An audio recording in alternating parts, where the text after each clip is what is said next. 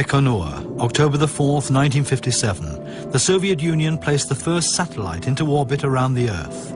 They called it Sputnik. Quiet beeping from outer space alarms the Western world, which fears that rockets used to launch a satellite could transport atomic bombs. 1961, the next warning bell. Yuri Gagarin becomes the first man in space. To Nikita Khrushchev, this demonstrates the superiority of communism. Khrushchev believed in the communism the same as the Christian believed in the heaven. He told that we can build most effective society. Nikita Khrushchev was born in 1894 into a poor peasant family in the Ukraine. His grandparents were serfs. A machinist, he joined the Communist Party in 1918. After his studies at the party academy, his career advanced quickly under Stalin. As Moscow's party secretary, Khrushchev made a name for himself overseeing the construction of the subway system, which was completed in record time. He participates in Stalinist terror and joins the heart of power, the Politburo of the Communist Party of the Soviet Union, the CPSU, in 1939. As the party's political commissar with a general's rank, he played an important role in the battle for Stalingrad during the Second World War. When Stalin dies in March 1953, Khrushchev, who is a member of all party organs, wins the battle to become his successor. Khrushchev was not so Russian type of the person. If you want to be the leader like Mao or Stalin, you mustn't talk. You have to appear once a year, say something that nobody would understand, and then everybody will discuss what you really had in mind, because you're much wiser than others. At the 20th Party Congress in 1956, Khrushchev surprises everyone by denouncing Stalin's crimes. Hunderttausende von Häftlingen aus dem Archipel Gulag wurden rehabilitiert und freigelassen. Die zweite Revolution Khrushchevs, das war der Verzicht auf die uferlose Ausbeutung der eigenen Bevölkerung. Denn Stalin war der Meinung, der Sowjetmensch müsse in erster Linie produzieren und nicht konsumieren. Der Konsum sei bürgerlich. Und Khrushchev hat den Konsum rehabilitiert. Nikita Khrushchev wants to improve the general standard of living. He sees to it that production is increased in all segments. Everywhere, new fields are being cultivated for agricultural use. Khrushchev intends not only to meet American standards, but to exceed them. Communist corn is at least double the size of capitalist corn. He told the Americans in one of his speech, "You are ahead of us, you are more effective. We will learn everything from you, and then we'll be effective, and after that, or you will join us, or we'll say goodbye to you." Ja, Khrushchev war von Natur sehr begabt. Hat fantastische Gedächtnis gehabt. War imstande, vom Stand auf zu begreifen, worum es ging. Aber Khrushchev ist ein Beispiel dafür, wie absolute Macht den Politiker absolut verdirbt. Vienna, June 1961. The world's two most powerful men make a glamorous appearance. The young, newly elected American President John F. Kennedy and Nikita Khrushchev, the Soviet party and governmental chief, meet for the first time.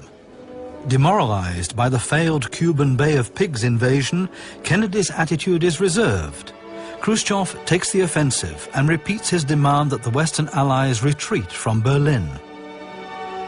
Only 2 months after the summit meeting in Vienna, construction of the Berlin Wall begins on August the 13th, 1961. The gap in the Iron Curtain that allowed people in their thousands to escape to the West every day is closed off. The building of the Berlin Wall, of course, it was defeat for the system, because the wall, they show that you cannot protect yourself, that show that you are not attractive to the people. Es war einfach so, die Eliten sind sowieso schon davon gelaufen bis 61. Und wenn sie nicht zugemacht hätten, wären ihnen alle weggelaufen. Und da sie das nicht dulden konnten, weil sie ja immer noch daran glaubten, dass man einen solchen sozialistischen Staat aufbauen kann, deswegen haben sie die Mauer gebaut. Das kann man nicht rechtfertigen, aber es war in der Logik des kommunistischen Experiments. The West didn't attack. Khrushchev continues on his confrontation course. He supports a number of liberation movements and presents himself as leader of the Third World. Khrushchev uses the UN as a political forum.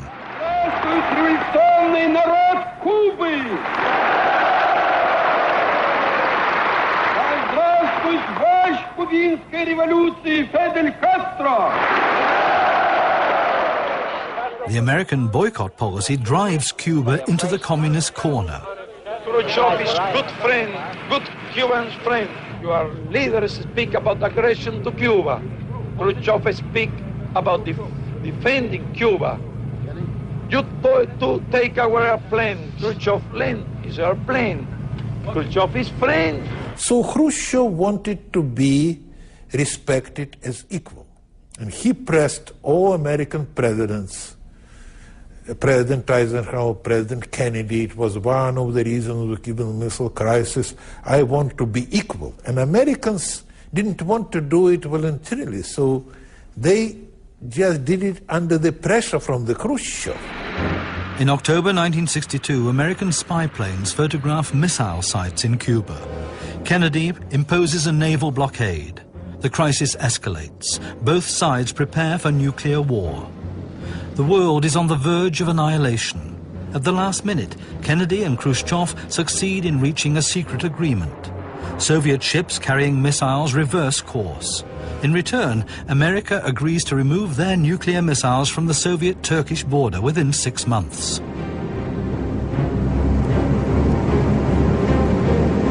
The dangerous silence between the two leaders is overcome by the installation of a telex line, the famous hotline. The world's most powerful figures are once again playing peaceful games. Here Nikita Khrushchev plays badminton with the American Secretary of State Dean Rusk. But the economic race with the West has failed. Khrushchev acknowledges that a centrally controlled economy is too unwieldy. His ambitious land reclamation projects were unsuccessful. After a series of crop failures, Khrushchev is forced to purchase wheat from the capitalist enemy.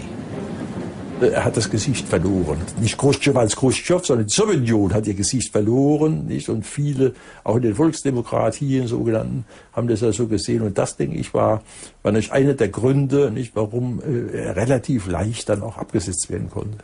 He started at that time the new round of reforms. He wanted to decentralize it and to give the most of the power to the directors. And reduce their relations with the state only with paying taxes. It could be first step to the market economy. Ingenieure, Fabriksdirektoren, Sowjetunion, das geht doch nicht. Diese zentrale Planung, wo wir jeden Hering da planen. Das ist ja vollkommen wahnwitzig. Wir müssen verselbstständigen, wir können das nicht. Und dann diese inkompetenten Parteifunktionäre. Wir brauchen also jetzt Sachkenner. Und planen kann man überhaupt nicht mehr, wenn man also 20 Milliarden Grundziffern und mehrere Billionen Verhältnisziffern, wie soll man denn sowas planen? Also die weitgehende Wirtschaftsreform verlangten. Nicht unbedingt nur privatisieren, aber andere Sachen auch. Und ohne dem, sagten, geht die Sowjetunion wirtschaftlich kaputt. And all this bureaucracy was against this because they understood that they would control this. And they wanted stability. Stability in their understanding that they will sit in their chair until they would die, what happened during. So they wanted him to be replaced. In honor of his 70th birthday in April 1964, Nikita Khrushchev is awarded the country's highest decoration, Hero of the Soviet Union. The decoration ceremony is carried out by Leonid Brezhnev, who is also concurrently planning an overthrow. Only 6 months later, in October 1964, the time had come. Khrushchev is ousted from power. Ist aus dem Amt ja gejagt von den alten Stalinisten, Neostalinisten, Bürokraten, Privilegierten, weil zu weit gehen wollte. Das war sozusagen eine sowjetische Klassengesellschaft und die oberen Klassen hatten kein Interesse, ihre Privilegien zu opfern. Leonid Ilyich Brezhnev is the new strong leader. Born in 1906 in the Ukraine as the son of a steel worker, he completes the classic route to becoming a party official. After Khrushchev is overthrown, he becomes General Secretary of the Communist Party. Brezhnev rehabilitates Stalin and guarantees posts and privileges. His power is based on the party machine and the military. He rearms and expands the Soviet military presence in Africa and Asia. In Vietnam, Brezhnev supports the communist Viet Cong against the invasion by American troops.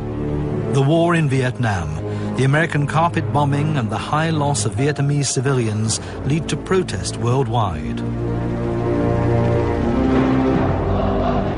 Ho Chi Minh, Che Guevara and Fidel Castro became symbols of the student protest against the Vietnam War and the capitalist system. They begin reading Marx and Engels and believe in a socialist future. Die haben eine gewisse Sympathie für die Dritte Welt, aber die hatten vor allem eine Sehnsucht nach Veränderung, nach Bewegung, nach neuen Erfahrungen, neue geistige Horizonten. Und deswegen sind die nicht zum Marxismus zurückgegangen, aber zum Frühmarxismus, zu dem romantischen Marx. Es ist auch für mich, der ich damals jung war, ein Phänomen. Ich könnte nie ganz begreifen, wie man in West-Berlin leben konnte. Ein paar Kilometer von der DDR und noch gläubiger Marxist sein. Ja? Oder gar gläubiger Kommunist. Am besten gekennzeichnet wird die 68er Studentenbewegung durch ein Schlagwort, das einige von ihnen verbreitet haben: Trau keinem über 30. Daraus wird sichtbar, dass es sich um einen Generationsaufstand gegen die Elterngeneration gehandelt hat. Das waren keine Kommunisten, das waren arme Toren. Wir sind nicht hoffnungslose Idioten der Geschichte, die unfähig sind, ihr eigenes Schicksal in die Hand zu nehmen.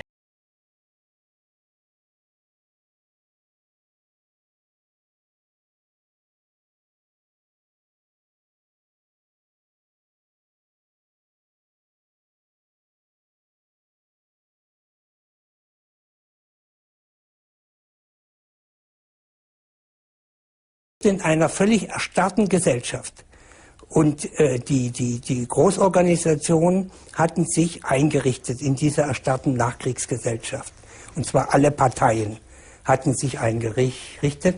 Und die akademische Jugend in Warschau oder in Berlin oder in Frankfurt wollte sich nicht einrichten. Wir wollten Veränderung. Wir haben aber natürlich keine Ahnung gehabt, dass die Veränderung 30 Jahre dauert. Und die sind nicht im Kapitalismus zuerst stattfindet, sondern im Poststalinismus. Also letztlich ist ja vieles von dem, was wir damals gesagt haben, eingetreten. Aber es ist nicht im Westen eingetreten, sondern im Osten. In Czechoslovakia, too, people dream of a freer and more just society. The Prague Spring becomes a symbol of socialism with a human face. Alexander Dubček's democratic reforms are greeted with enthusiasm by the Czechoslovakians. In July 1968, Leonid Brezhnev comes to Bratislava for a Warsaw Pact meeting and demands that the Czechoslovakian comrades return to the Soviet path of socialism. Die sowjetische Führung hat den Versuch, irgendeinen der Satellitenstaaten, nannte man das damals, aus dem Block auszugliedern oder in ihm etwas zu dulden, was den Kommunismus, die reine Lehre gefährden könnte, rigoros bekämpft. The Brezhnev, who was against any reforms, and he was scared that if something changed, it will affect the Soviet Union. He tried to freeze the things. August the 21st, 1968, Warsaw Pact troops march into Prague. The Czechoslovakian government condemns the invasion as a violation of international law, but nevertheless tells the army and the people not to resist. But the people stand up to the tanks. The Prague Spring is ended in violence. In retrospect, the Soviet Union justifies its actions with the Brezhnev doctrine, the common duty of all Warsaw Pact members to defend socialism. After the Soviet occupation of Czechoslovakia in '68, I wrote actually publicly that this is the beginning of the end of the Soviet system, because it meant that it was now a system based entirely on military force and bureaucratic suppression. Was man nie vergessen darf, was heute aber manchmal vergessen wird, ist, dass die Sowjetunion über ein riesiges Arsenal von Atomwaffen verfügte. Das heißt also, die Kritik, warum hat der Westen nicht eingegriffen gegenüber den fürchterlichen Untaten? Darauf muss man antworten, weil es einen Weltkrieg gegeben hätte und weil Millionen Menschen dabei umgekommen wären. There was a danger, and we all lived with an awareness of that danger. And it was terribly important to maintain a posture, a military posture, which would not give the Soviet leaders even the remotest degree of confidence that they could win a nuclear war. Both superpowers have the nuclear arms capacity to destroy the world several times over. Neither country can attack the other without risking its own downfall. This overabundance of arms is called the balance of terror and is supposed to guarantee peace during the Cold War. The greatest concentration of arms is in the two German states, the likely nuclear battlefield. The new German government under Willy Brandt explores possibilities of overcoming the confrontation of systems. Nehmen Sie die Wahl an. Ja, Herr Präsident, ich nehme die Wahl an. Der Kommunismus ruht auf zwei Pfeilern. Der erste Pfeiler ist die militärische Stärke, Panzer und Raketen. Der zweite Pfeiler ist die Ideologie. Das Mittel, den ganzen Laden zusammenzuhalten. Und wenn man also dagegen etwas tun will, dann muss man sehen, dass der erste Pfeiler nicht mehr gefährlich ist oder gefährlich wird. Das heißt Rüstungsreduktion, Rüstungsbegrenzung und Abrüstung, sodass der Bedrohungsfaktor reduziert oder ausgeschaltet wird. Und der zweite Faktor, der Ideologiefaktor, ist etwas, was nur die SPD kann. Also, das war die Arbeitshypothese, nach der wir im Einzelnen dann überlegt haben, wobei Willy gesagt hat, aber du musst das Maul halten, wir dürfen niemandem nach außen vermitteln, dass wir so etwas in dieser Dimension im Sinn haben. Dann sagt man, das sind Verrückte, die übernehmen sich. Wenn man die berühmte Formel von Egon Bahr nimmt, Wandel durch Annäherung, das hieß auch oder impliziert die Möglichkeit einer gewissen Konvergenz. Das heißt, mit anderen Worten, eine erfolgreiche Prager Fühlung, nicht wahr? Dass Sozialismus menschlicher wird und der Kapitalismus menschlicher wird. Und ich glaube, diese Vorstellung hat auch Menschen wie Gorbatschow ermuntert. Denn das glaubten sie auch auf ihre Weise. Das heißt, auch in seiner Illusion war die Ostpolitik gewissermaßen hilfreich, weil sie fütterte auch diese nützliche Illusion von Gorbatschow. Ostpolitik also means coming together on a personal level. This is openly demonstrated in the summer of 1971. Leonid Brezhnev and Willy Brandt show themselves to the watching world on a relaxed boat trip on the Black Sea. Both sides pursue different interests. The Soviet Union wants the confirmation of the post-war boundaries. German negotiator Egon Bahr wants humanitarian concessions, especially for the people of the GDR. The Eastern Treaties are signed, a successful balance of interests, even across ideological boundaries. Die Ideologie war ein Punkt, von dem Brandt nach seinen Gesprächen mit Brezhnev zur Auffassung gekommen war, du, im Grunde sind das Zyniker. Also, sie glauben gar nicht mehr richtig, aber sie benutzen selbstverständlich die Ideologie, als Herrschafts- und Beherrschungsdisziplinierungsinstrument. In China, Mao Zedong enforces his personality cult. Mao's ambition makes China the Soviet Union's chief rival within the socialist bloc. Both sides accuse the other of betraying communism. At the river Ussuri on the Sino-Soviet border, the two socialist brother nations bear arms against each other. Mao and the Chinese thought that they're bigger, and really, with their fresh revolutionary blood, they have to be the leader on the communist world. And I will repeat, communism at the time was only label. It was the fighting who will be leader in the third world. While Mao's foreign policy was striving for the dominant role in the Third World, the Chinese Communist Party challenged him. He mobilizes the people against the Communist Party functionaries. His economic reforms failed. Man musste sich einen gigantischen Bürgerkrieg vorstellen.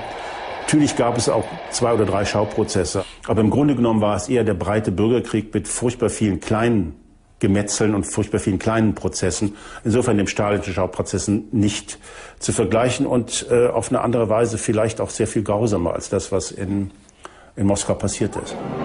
After Mao Zedong's death, another radical change occurs in China.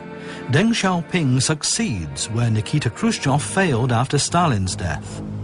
By slowly introducing free enterprise zones, Deng is able to decentralize the economy on the model of the market economy. At the same time, the Communist Party holds on to its power. Ich habe mal in einem Gespräch mit Deng Xiaoping halb im Ernst und halb im Spaß zu ihm gesagt, ihr nennt euch Kommunistische Partei, aber in Wirklichkeit seid ihr doch eine konfuzianische Partei. Wir sprachen Englisch und er sagte, so what? Auf Deutsch, na und? Das heißt, ihm war das nicht so wichtig. In Western Europe, too, the communists turn away from the Soviet Union as a model. The Communist Party of Italy, under Enrico Berlinguer, is especially firm in stating its commitment to parliamentary democracy. In einigen westeuropäischen Gesellschaften haben die Kommunisten natürlich erkannt, dass sie in ihren Gesellschaften keinen Erfolg haben können, wenn sie als Fellow Travelers, als Angebundene an Moskau gewertet werden. Und deswegen haben sie versucht, einen nationalen Weg zu finden. Und der musste in einer westeuropäischen Gesellschaft natürlich anders sein als im Imperium der Sowjetunion. Well, it was important to become more autonomous, more independent, to have one zone vision of democracy and socialism, and it was an implicit refusal of the dogmas of the Soviet Union and of the so-called real socialism. France's communists under Georges Marchais continue to adhere to the dictatorship of the proletariat. The result, the French Communist Party becomes inconsequential. We were convinced that the only possible consequence of detachment from the Soviet Union was to join social democracy. Helsinki, August 1975. The Conference for Security and Cooperation in Europe, known by the abbreviation CSCE, this conference will change the world. Brezhnev has achieved a key post-1945 objective of Soviet foreign policy. All NATO member states recognize their post-war boundaries, at a price that seems not too high for him. Ein Teil der Ost- und Entspannungspolitik, und nicht der geringste, war die Absicht, dem Osten oder im Osten mehr Luft und ein bisschen Diskussionsfreiheit zu verschaffen. Das gelang durch die Schlussakte von Helsinki. Das hat die Systeme geschwächt, weil sie natürlich jetzt plötzlich alle zustimmten in diesen ganzen Korb-Erklärungen, Dingen, die eigentlich gegen ihre Natur waren. After years of preparation, 35 heads of state and government signed the CSCE Final Act. Its principle, recognition and security of borders in exchange for granting human rights. The treaty text must be printed in the newspapers of all signatory countries. This stipulation allows people everywhere to read the catalogue of rights that their countries had committed themselves to uphold. Das heißt, die konnten sich, nachdem die Dokumente abgedruckt waren in allen Zeitungen, darauf berufen. Und die gesamten Dissidentenbewegungen oder Bürgerrechtsbewegungen basieren und da gehen los nach Helsinki 1975.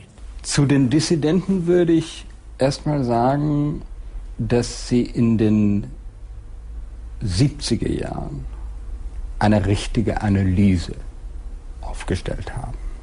Und zwar eine Analyse, die davon ausging, dass der Kommunismus nicht von oben reformierbar ist, aber von unten zerstörbar.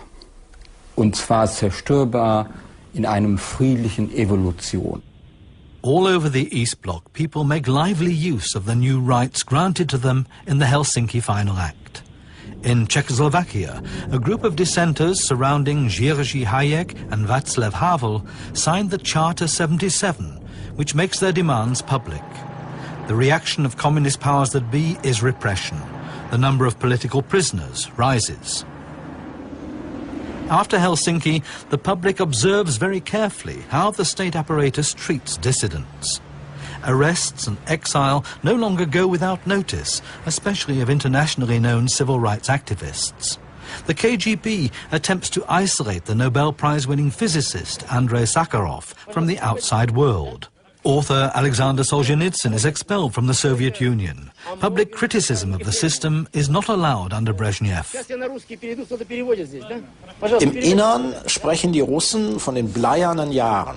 Aber es war eine Zeit, in der auch der normale Russe einen gewissen bescheidenen Wohlstand haben konnte, auch teilnehmen konnte an Zivilisationsgütern wie dem Kühlschrank, Radiogerät und Fernsehgerät und vielleicht sogar ein Auto. Am Ende der Brezhnev-Periode ist der Niedergang schwer zu übersehen. Das System funktioniert nicht. Es liefert diese bescheidenen Wohlstandsgüter nicht mehr. Und es ist Afghanistan. Afghanistan, 1979. When the communist regime threatens to collapse, Soviet tanks once again roll in. The invasion of the Soviet army is condemned all over the world as an act of aggression. There's renewed confrontation between East and West. The enormous costs incurred by the war ruin the Soviet economy. Die Amerikaner unter Carter begannen etwa 12 neue militärische Technologien zu entwickeln. Und wir reagierten mit unseren eigenen Programmen, wie wir antworten. Dann waren unsere Gesundheitsbudget um 40% gekürzt. Unsere Ausgaben für Kultur, Schule und zu 30% gekürzt und so weiter. Das begann schon dieses Agonie der Gesellschaft und des Staates. Standing in line becomes a full-time occupation. Even the most basic supplies are a problem. Empty shelves everywhere. The economy of scarcity paralyzes the entire Eastern Bloc. While the computer sets off the third industrial revolution in the West, the Soviet leadership tries to cut the country off from any external influence. Die haben sich damals beschwert und haben gesagt, bei Ihnen kann jeder 15-Jährige mit dem Computer spielen. Bei uns gibt es ein paar Spezialisten, die nach vielen Prüfungen vielleicht, wenn sie 20, 25 sind, mit diesen Maschinen in Berührung kommen. Das heißt, die Selbstverständlichkeit, mit der im Westen der Computer in das tägliche Leben, vom Militärischen gar nicht zu reden, ins tägliche Leben integriert ist, die gibt es bei uns nicht und die kann es bei uns nicht geben, denn das erfordert den Geist der Freiheit. Eine moderne Gesellschaft, und die russische Gesellschaft war allmählich eine moderne Gesellschaft, lässt sich nicht andauernd bevormunden. Und die Reglementierung, die Bevormundung, das war eigentlich das Wesen des Brezhnevismus. In the late 1970s, there is resistance in Poland against the government. Workers go on strike. Der Widerstand hing mit der starken Stellung der katholischen Kirche in Polen zusammen und dann noch mit diesem Sondertatbestand, dass die Polen auch noch einen Bischof hatten, der in Rom zum Papst gewählt wurde. In 1979, Pope John Paul II visits his home country. Everywhere he goes, he's greeted by enthusiastic crowds.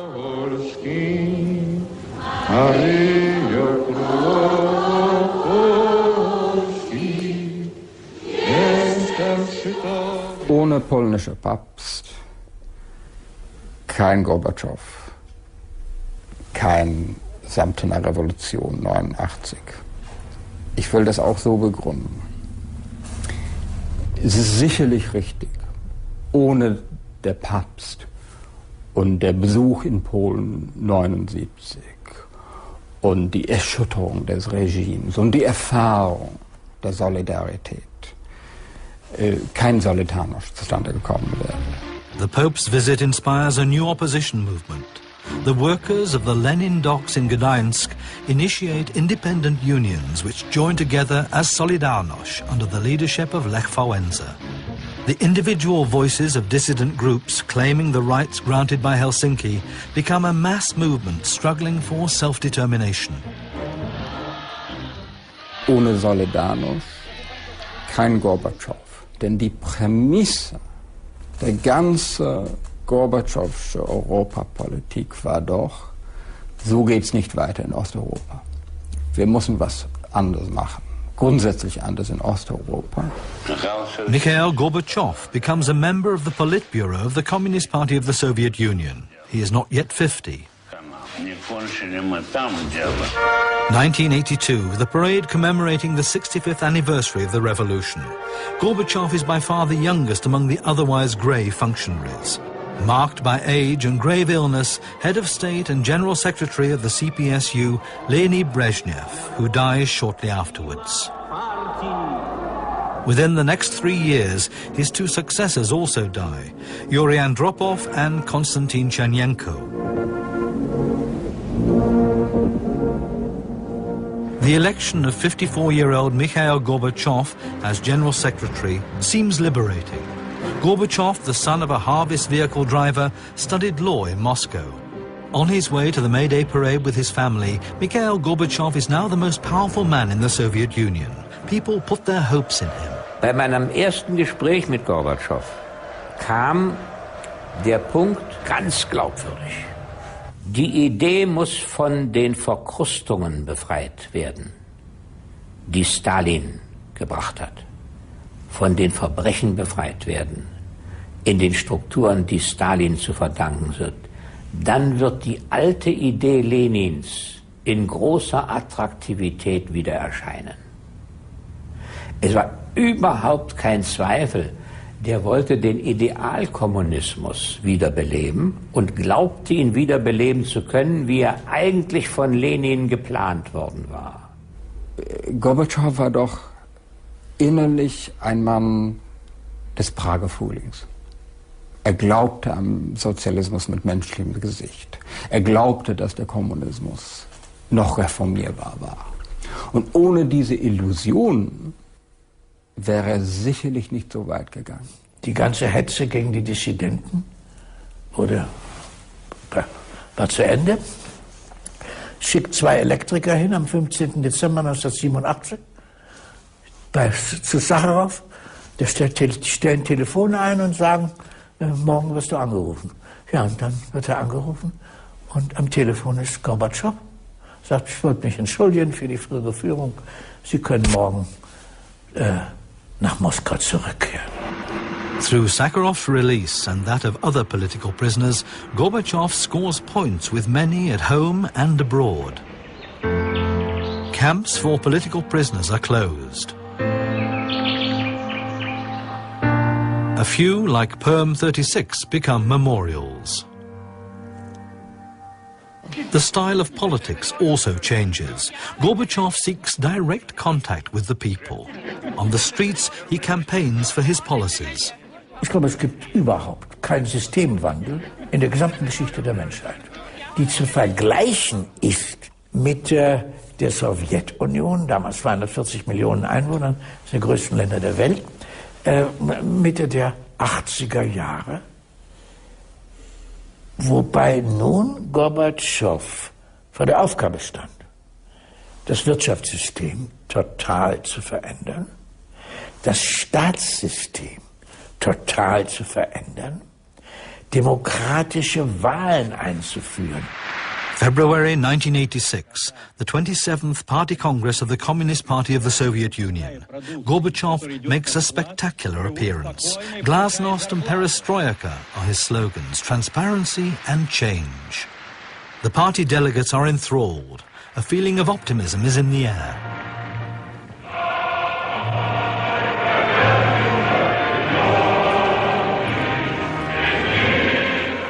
At that time, I think that Gorbachev was the best for us. He finished the Cold War. He reduced the nuclear threat to all the people. With his cooperation with very opposite person. It was the last Bolshevik in the 20th century, President Reagan, who wanted this, did the same, even he was really very ideologically motivated anti-communism. Was Reagan angeht, war Reagan ein Mann, der hart war als Antikommunist, selbstverständlich hart war unter dem Gesichtspunkt, es ist nicht nur die Verantwortung, es ist auch die Möglichkeit, dass wir die Sowjetunion so in die Ecke drängen und in die Ecke rüsten, dass sie anfängt zu quietschen. Das hat er auch gemacht. Aber er war klug genug, wie ein kalter Krieger zu reden und wie ein Entspannungspolitiker zu entscheiden. Das heißt, Reykjavik war die Wende in der Beziehung zwischen Washington und Moskau. Enthusiastically and quickly, Gorbachev advances his foreign policy. In 1986, there's a decisive meeting with US President Ronald Reagan in Reykjavik. One of the Soviet government's main problems is the murderous pressure by America to modernize. After years of the arms race, serious arms reduction talks begin. Reykjavik is just the beginning of Gorbachev's vigorous travel diplomacy. He's a virtuoso on the international stage, especially the UN. With a package of arms reduction proposals, he forces the US president's hand. But Mikhail Gorbachev is under pressure himself. He must clean up his government's budget by eliminating the crushing arms and war expenditures. Ja, Afghanistan. Seit 1979 waren sowjetische Truppen in einem aggressiven Krieg, der durch nichts zu rechtfertigen ist, sind hier in Afghanistan besetzt. Und da kommt das bis heute nachhallende Wort von Gorbatschow, Afghanistan ist eine blutende Wunde. Das heißt, der Generalsekretär sagt, was meine Vorgänger gemacht haben, war im Grunde Verrat am sowjetischen Volk, Verrat an der Idee und sie haben uns eine furchtbare Niederlage geführt. Gorbatschow hat 1988 Schluss mit Afghanistan. Die Truppen kommen zurück. Images of returning troops boost Gorbachev's reputation at home and abroad.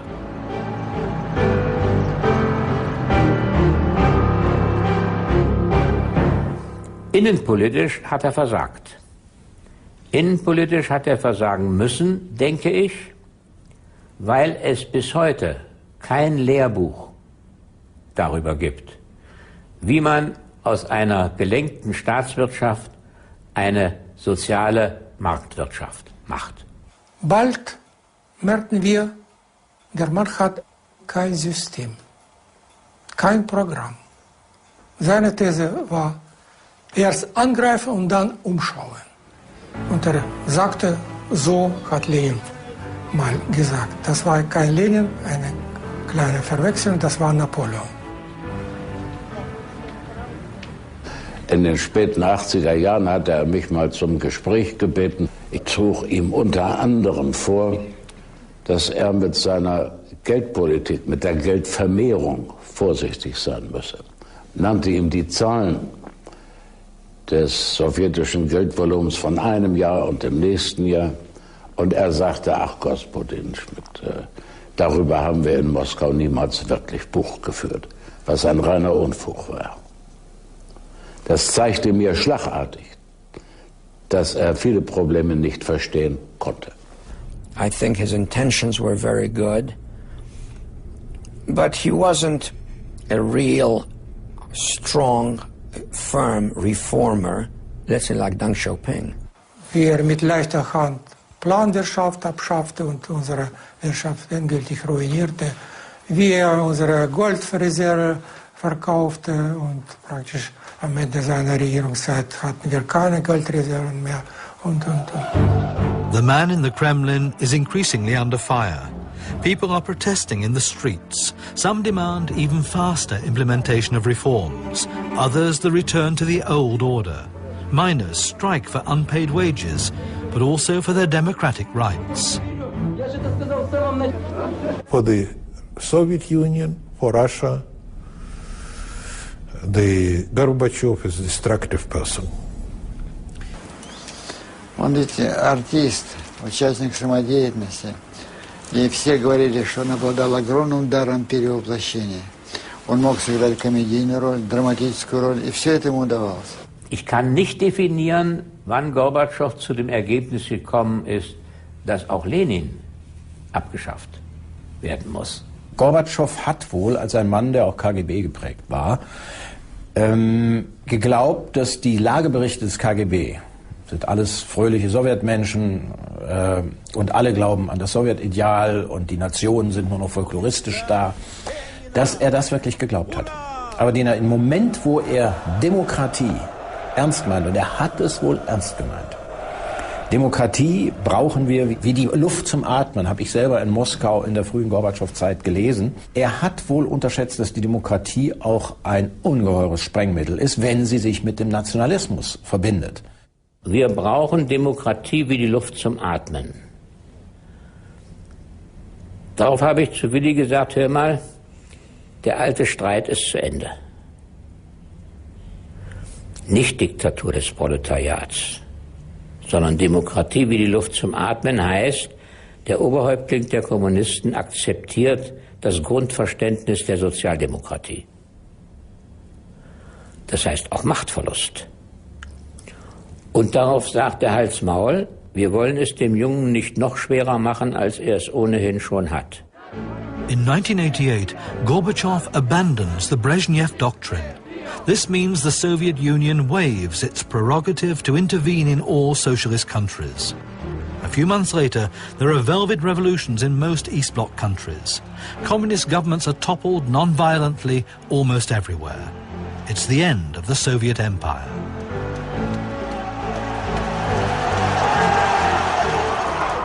On October the 7th, 1989, the GDR celebrates the 40th anniversary of its founding. Guest of honor, Soviet party head Mikhail Gorbachev. The GDR leadership clings to old rituals.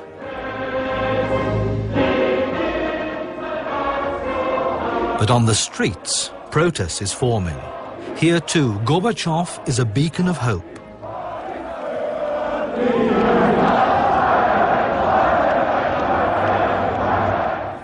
Ich kann nicht behaupten, dass es mir anders gegangen ist als dem Rest der Republik oder dem Rest der Welt. Nämlich an dem berühmten Nachmittag des 9. November 1989 bin ich nach Hause gegangen, weil im Bundestag nichts mehr los war. Langweilige Tagesordnung. Und bin überrascht worden, als ich dann den Fernseher angestellt habe. Und da habe ich gesehen, dass die Menschen auf der Mauer tanzen. Und dann klingelt das Telefon und dran war Willi, der aus dem Bundestag anrief und gesagt hat, weißt du, was los ist? Ja. Staunst du was? Ja. Hättest du nicht geglaubt? Nee. A month later, the Berlin Wall falls. Gorbatschow wollte sein kommunistisches Reich keineswegs aufgeben. Gorbatschow war kein Verräter. Gorbatschow war ein Kommunist. Aber er hatte kein wirksames, richtiges Konzept, um den Kommunismus zu reformieren. Deswegen war er der belagerte König, der dem Feind das Tor selber aufgemacht hat. Was man ihm lassen muss, ist, er war anders als Peter der Große, anders als Lenin, anders als Stalin, kein Mensch, der über Leichen ging. Und deswegen hat Michail Gorbatschow vermutlich Millionen Menschen das Sterben erspart. Dafür muss man ihm dankbar sein, aber ein großer Staatsmann war er nicht. Я думаю, что ту позицию, которую мы занимали в отношении Горбачева, с одной стороны, пытались вразумить, бороться против него, с другой стороны, сказать, вот, еще верили в его, нам дорого стоило, особенно нашему Отечеству. Of course, he was not a great statesman. You cannot say that he is a great statesman who destroyed his own country. He is a tragic figure. But if you look in that period when the country and their mood come so close to the revolution, it's difficult to say who can make it different. Der russische Staat war nur so lange mächtig oder allmächtig, solange sich die Bevölkerung mit diesem Staat und mit seinen Wertvorstellungen identifizierte. In dem Moment, in dem sich die Bevölkerung von diesen Wertvorstellungen oder von ihrem eigenen Staat abwandte, brach er wie ein Kartenhaus zusammen. Also das war im Jahre 1917 und das war auch im Jahre 1991 der Fall. Moscow, August the 19th, 1991. Tanks roll through the streets. Members of the Secret Service and old communist functionaries attempt a coup against Gorbachev. Boris Yeltsin, the first freely elected president of Russia, calls the people to resistance. The coup fails. General Secretary Gorbachev has been saved, but it's Boris Yeltsin who now calls the shots. One day after the failed putsch, the Ukraine declares secession from the Soviet Union. The other republics follow. The Soviet Union is dissolving. Вот Борис Николаевич мне сейчас, когда уже мы встретились, он дал краткое изложение заседания Кабинета министров, но я его еще не читал. Вот почитайте.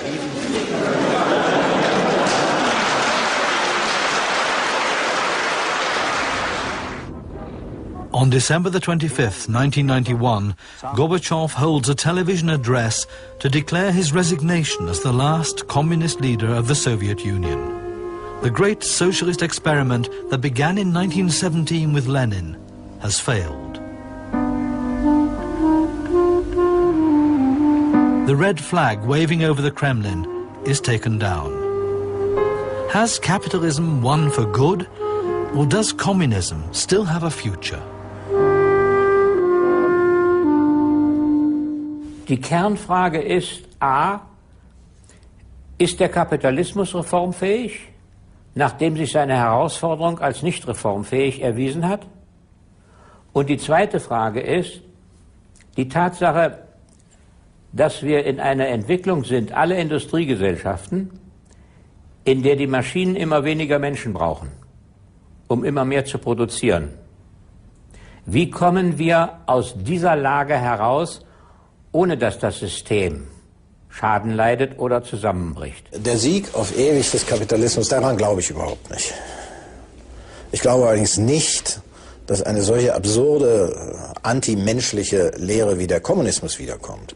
Ich glaube, die entscheidende Herausforderung der nächsten Zeit liegt darin, dieses ungemein dynamische Wirtschaftssystem politisch zu zähmen. Also der alte Kommunismus wird nicht wiederkommen. Aber die Idee, dass sozusagen der Westminster-Parlamentarismus aus Großbritannien nun überall auf die ganze Welt auswandert, dafür sind die sozialökonomischen Konflikte viel zu brutal und viel zu hart. An Kommunismus ist einfach die Vision, die Idee, auch die Perspektive, dass Menschen eben nicht diesen Wolfsgesetzen der Konkurrenz ewig unterliegen müssen. Ein kommunistisches System, so wie es in Russland 1917 schrittweise eingeführt wurde, hat sich so diskreditiert, dass es keine Zukunft hat. The lessons of history were so tough. I think that nobody can insist on those positions, on those illusions. I don't see any future for communism as an ideology, which can represent the basis for social and political significant movements, particularly in Europe.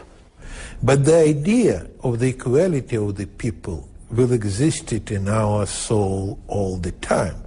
Die Idee der Gleichheit ist ja nicht von den Kommunisten gekommen, sondern die stammt aus der Französischen Revolution.